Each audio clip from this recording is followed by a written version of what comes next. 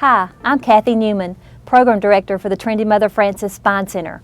I'll be following you throughout your stay here at the hospital, and I'll be happy to answer any questions you may have. Now that you've decided to have spine surgery, we would like to tell you more about your upcoming journey. Many of our patients tell us that it was a decision that changed their lives. As you approach the day of surgery, you probably have mixed emotions. Patients are often nervous about the procedure and the journey ahead. That's completely normal and to be expected. The experts at the Trinity Mother Frances Spine Center have carefully planned your care to help ensure a speedy and successful recovery. Rest assured, you're in excellent hands every step of the way. Your surgery and recovery requires a team effort. At the Trinity Mother Frances Spine Center, each one of our team members is specially trained to help you through the process. During your visits to the hospital before surgery and while you're here recovering, you will have encountered different members of the team, including your spine surgeon, hospitalist, nurses, therapist, and discharge planner. In addition, you will have chosen your coach. Your coach is a person you designate to help you prepare for and recover from your spine procedure. This can be a spouse, friend, or family member who will provide you support and encouragement. The spine is made up of bones called vertebrae. These bones are separated by discs, which allow the spine to bend. The spinal cord threads through the center of each vertebrae, carrying messages from the brain to the rest of the body. Spinal nerves exit out the spaces between each vertebrae. The vertebrae are divided by region. The top 7 vertebrae make up your neck and are called the cervical spine. The next 12 vertebrae in your mid-back are called the thoracic spine, and the 5 vertebrae in your low back are called the lumbar spine. Back pain is associated with ruptured or herniated disc, stenosis, poor alignment, spurs, and fractures. Understanding the cause of your back pain is the key to proper treatment. A ruptured disc, also called a herniated disc, is associated with leg or arm pain. When a patient has a herniated disc, displaced disc material puts pressure on the spinal nerves that exit between the vertebrae. Spinal stenosis causes weakness, pain, cramping of the legs, and numbness and tingling in the aging population. As we age, the spinal canal can become constricted or narrowed. If the spinal canal becomes too tight, back pain can be the result. Pain can also occur when vertebrae become unstable and begin to slip out of line. The formation of bone spurs or extra bone growth can cause spinal nerves to be compressed or squeezed, causing pain. Back pain from osteoporosis is most commonly related to compression fractures of the vertebrae.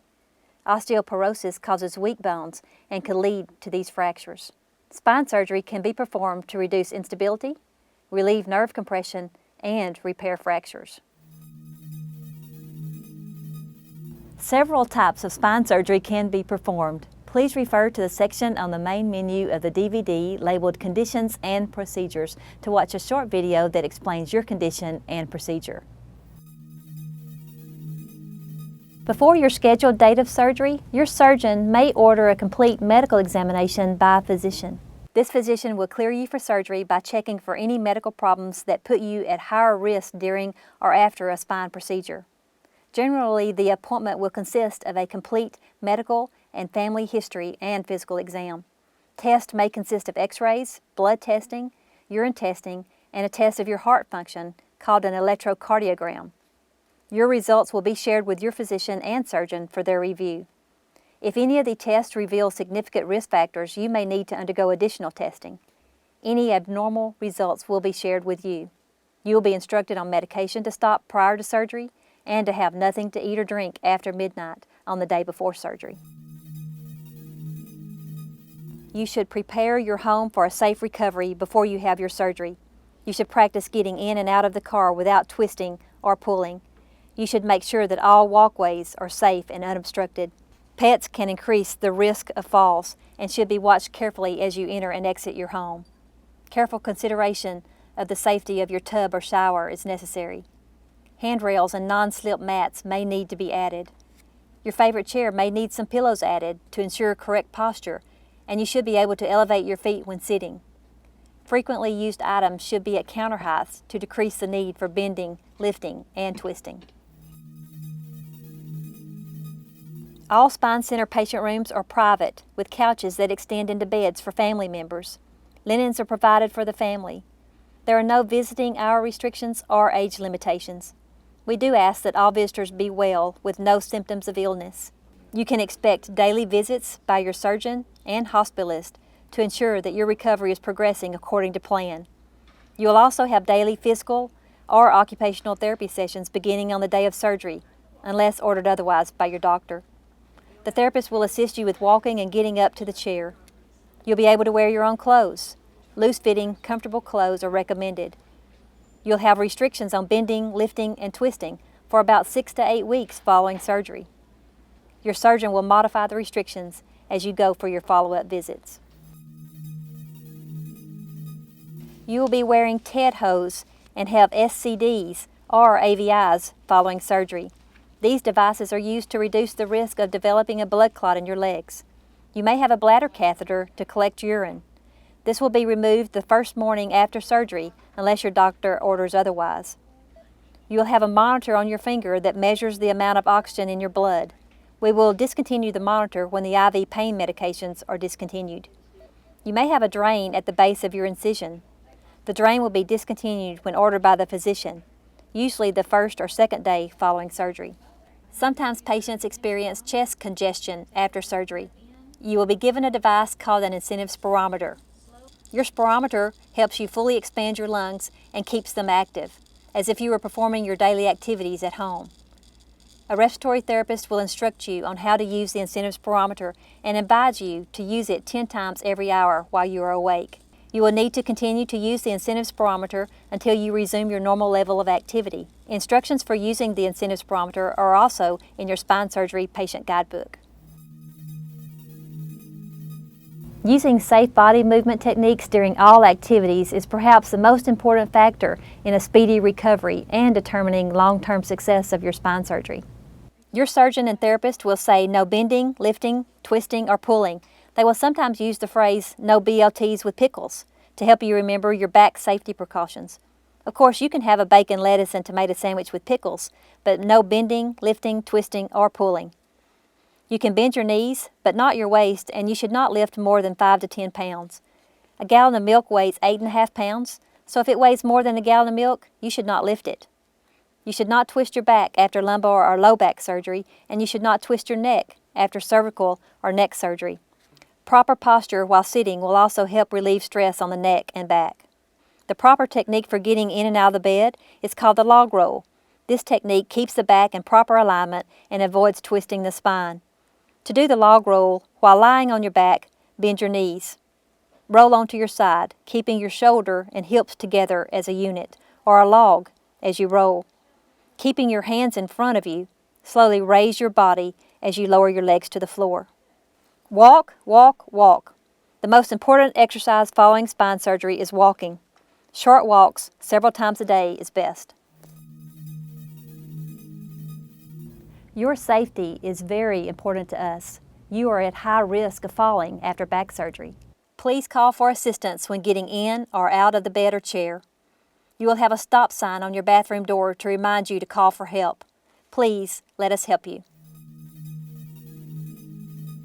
Your surgeon may order a brace if you had back surgery or a collar following neck surgery. A trained technician will measure and fit you with the proper device. You will be instructed during your hospital stay on how to put the brace or collar on and take it off, and when you should wear it. You may be required to wear the brace or collar for up to 3 months following surgery. If your doctor ordered a neck collar, you should have enough room to slide one finger between you and the collar.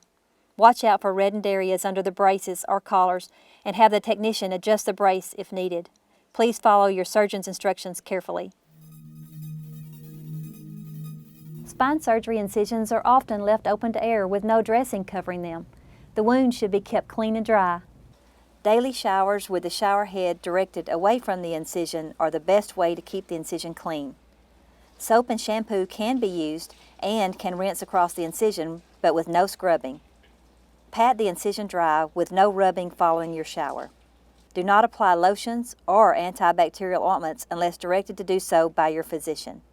Steri-strips may have been used to help close the wound. They will fall off on their own or can be removed at the doctor's office in about 2 weeks.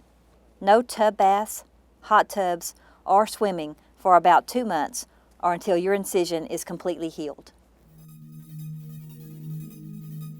Communication is an important part of helping us manage your pain. We encourage you to share information with your nurses about any pain you experience. Be as specific as possible. Where is the pain? How often do you feel pain? What does the pain feel like? Is it sharp or dull, aching, or does it spread out? On a scale of 0 to 10, where 10 is the worst pain imaginable, how would you rate your pain? Is there anything that makes the pain go away? Our goal is to manage your pain so that it is tolerable. You should be able to get out of the bed and walk without intolerable pain. We will use IV pain medications until you are eating and drinking, and then switch to oral narcotic pain medications. After discharge, we encourage you to switch from the narcotic pain pills to Tylenol or acetaminophen as soon as possible.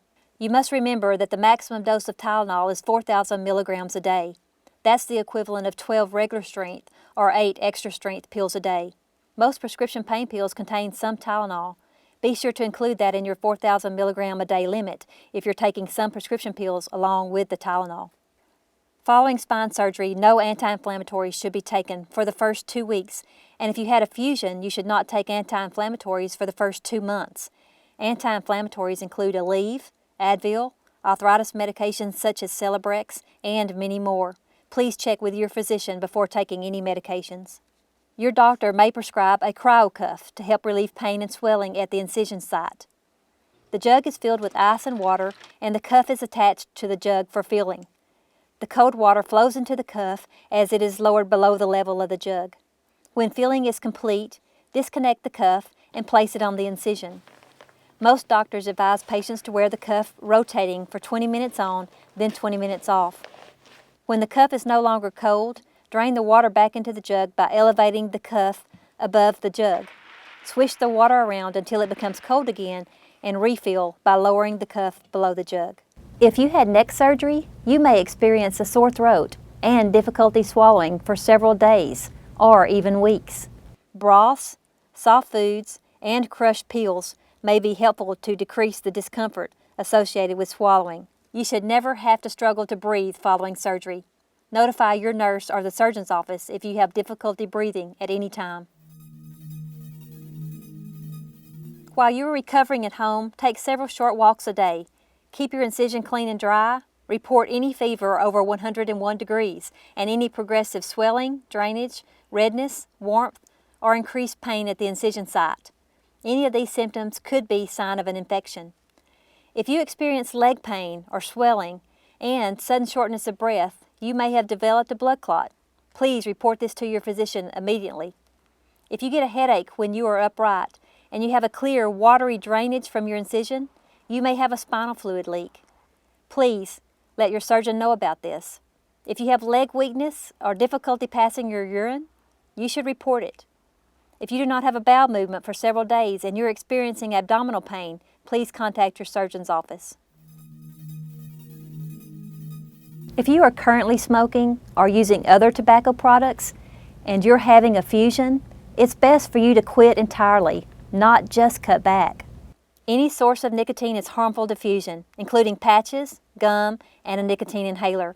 The use of tobacco and nicotine products decreases blood circulation, leads to poor bone health, and slows bone healing. Spinal fusion requires that the body build calcium bridges between the bones being fused. The presence of nicotine increases your chance for infection, a failed fusion, and other complications. We look forward to sharing your journey to healing.